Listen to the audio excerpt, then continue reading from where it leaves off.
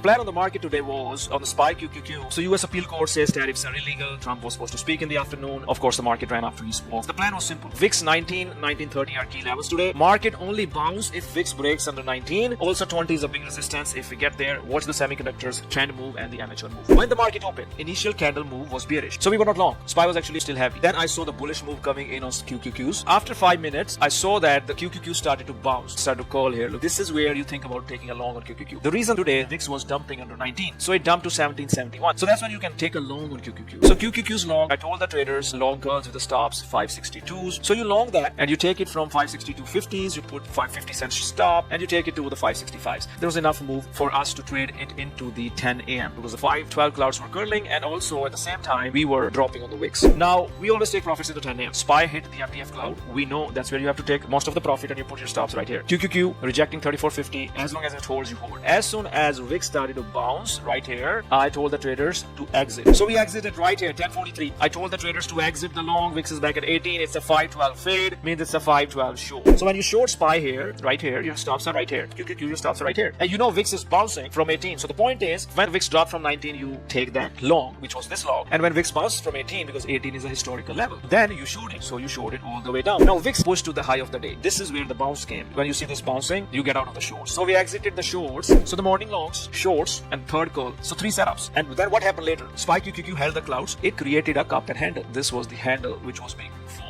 And remember, we did not short. We stopped shorting right here. There was no short. So you use VIX, use the chart patterns, you use the clouds to trade SPY QQQ. This setup helped us to trade Tesla and Nvidia. Tesla was bouncing from 50 AMA on the daily chart. You can build a living on this setup. It's a 50 MTF Ripster clouds, 21 MTF on the top. This was a magnet setup. I told the trader it's the 512 curls. Stops under 328. You buy 329. I told the traders some flow is coming in. Now you get a nice push. 328, 329. We did hit our 333 target. So the long at 329 to 333, $4 per share profit. 1 risk, 3 reward. You can always trade TSLL. That would give you a good return as well because TSLL will give you a similar move. If you cannot trade the shares on Tesla, you trade TSLL. So anyways, once Tesla broke here 512, I told the traders to exit Tesla. We exited. When the system say exit, we exit. So Nvidia was the same thing. It was initially long. Nvidia was a similar bounce when QQQ was bouncing. Again, it pushed into 34.50. That's our resistance. That's always our target. When we longed it in the morning, we risked 169.50. Longed it right here around 170 plus. We pushed to 172.50. We got almost $2 worth of move. But then it's a 10 a.m. so we have to take profit. Once it breaks 512, we exited. And again, you could trade the leverage ETF NVDL. And after that, when we exited, it was a nice show. I told the traders to exit out of Nvidia. 1010, I said out. That was a Nvidia. Long here, target hit, short. Then there's this call with QQQs. That's how you could trade it. Tesla, Nvidia with the clouds. System worked flawlessly. Come to trade with Ripster. Join the community at www.tenettradegroup.com.